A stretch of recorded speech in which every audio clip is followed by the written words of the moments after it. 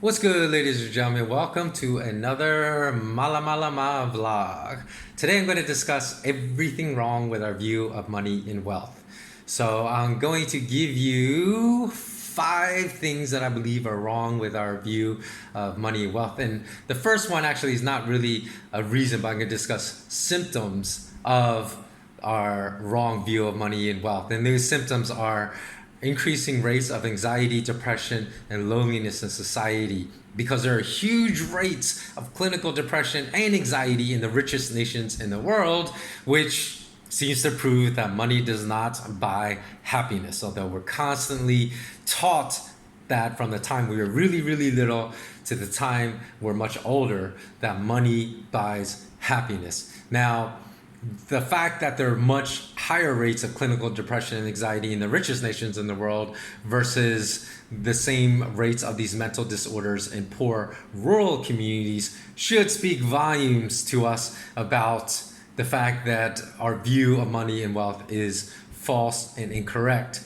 Now, the cures for anxiety, depression, and loneliness is to form a stronger sense of community with those members of society that surround the area in which you live, and to spend more time IRL, which for those of you that don't know what that acronym stands for, it's in real life, IRL, instead of virtual worlds of dumb phones and social media apps. And our solution is really building a strong sense of connection with others that provides a greater sense of community, a greater sense of belonging to a community, a greater sense of being needed by that community, all which helps us find purpose in life. And number two, we most of us hold a lack of a holistic view of wealth because we're always taught by advertising to chase after money because all the advertisements we see, whether they're TV commercials or magazine ads, will always show that the rich person always gets the beautiful girl. So that teaches us from a very young age that we should strive. Our number one goal in life should be to get as much money as possible because that's how we get the most beautiful girl in the world. And so we're taught these false messages from a very young age, and that's why we view wealth in such an unholistic manner.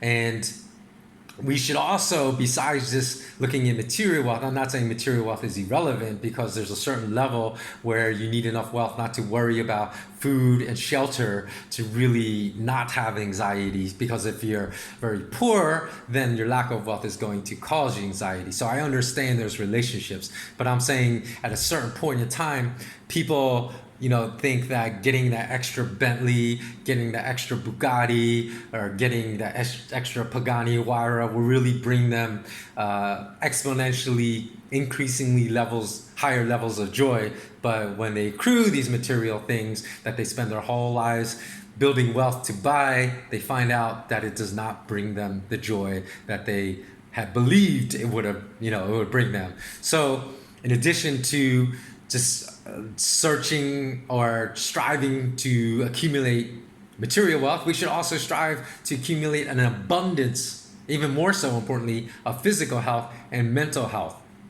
So at a very minimum, the wealth of physical health, the wealth of mental health should be at least on par with the importance of monetary wealth to us. So if we're rich but we're mentally ill, life's not enjoyable. Guess what? And if we're filthy rich, and guess what? Our physical health has been so deteriorated we can't walk 10 steps without being out of breath, or we're too obese to even move around, then guess what? Life is not enjoyable. So we can have all the material wealth in the world, but without physical health and without mental health, life can still be miserable. So holistic wealth should always be stressed, but unfortunately in society today, it never is. Number three, we introduce too much monetary stress into our lives because of our lack of understanding of money. If I asked 1,000 people on the street today to name me the 10 necessary characteristics of sound money, I'd be willing to bet everything I own against everything that person owns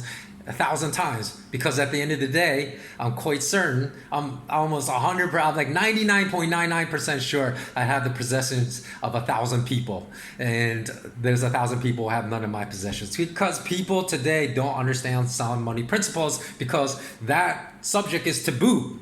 It's taboo to those in power, and they make sure and ensure that those subjects are never taught in any undergraduate or graduate level business curriculum in any classroom anywhere in the world today, or at least any institutional classroom, even in the most prestigious classrooms, academic classrooms in the world. So because people don't understand sound money principles, they make a lot of bad decisions about money all throughout their life. And as you all know, if you follow me on anything I've posted in 2019, I've been saying forever, I've been urging people when gold went to 1,180, I said it's never going below 1,000 again. And that would be a great, great price in which to buy gold. And guess what? It's hovering right around 1350 now. And I still see people that say I'm waiting till it goes below 1,000 to 900 because it's going there. And again, I'd be willing to bet that person everything I own that gold will go from 1350 to 900, right? Which is 450. I will bet them it goes to 1,800 before it goes to 900 because that's a $450 margin above versus $450 margin below. So, although I'm not as positive on that bet as the bet for 1,000 people, I really have to think about that, whether I make that bet. Because again, I said people don't understand how asset prices are set, because gold prices are the most manipulated prices in the entire world and bankers control them. So only if China and Russia free gold prices to exhibit free market type prices, then gold would definitely go to 1,800 before 900.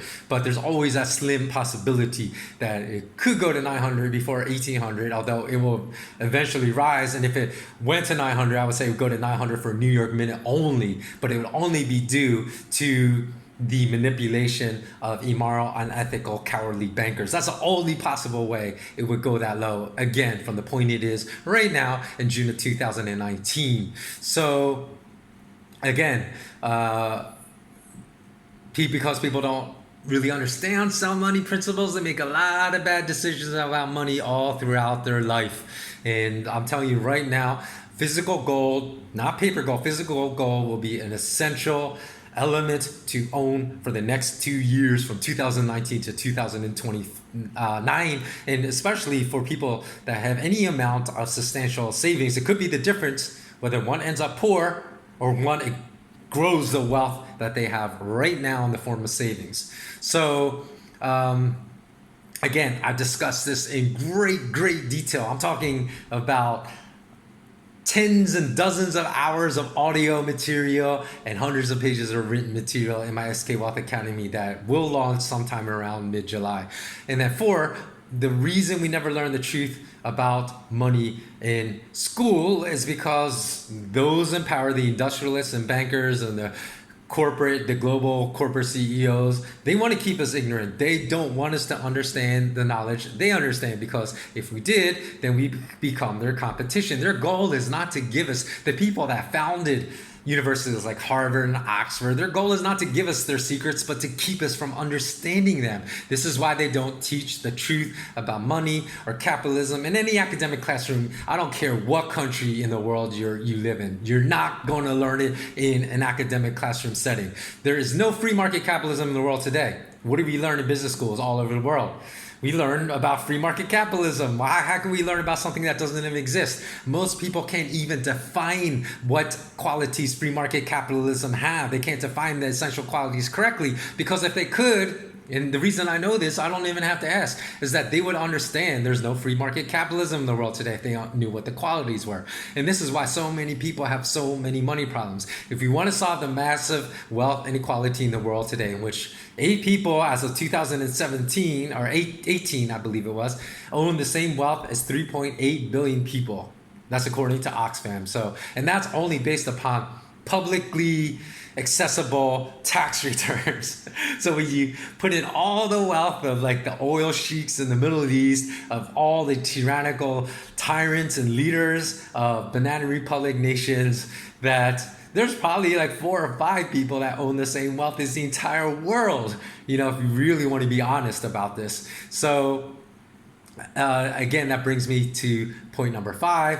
And sound money, which people don't understand, is the key to solving all the world's biggest problems like world hunger, poverty, lack of education, lack of access to clean water, and the lack of access to healthcare, the problem of international refugees, the problem of domestic homelessness.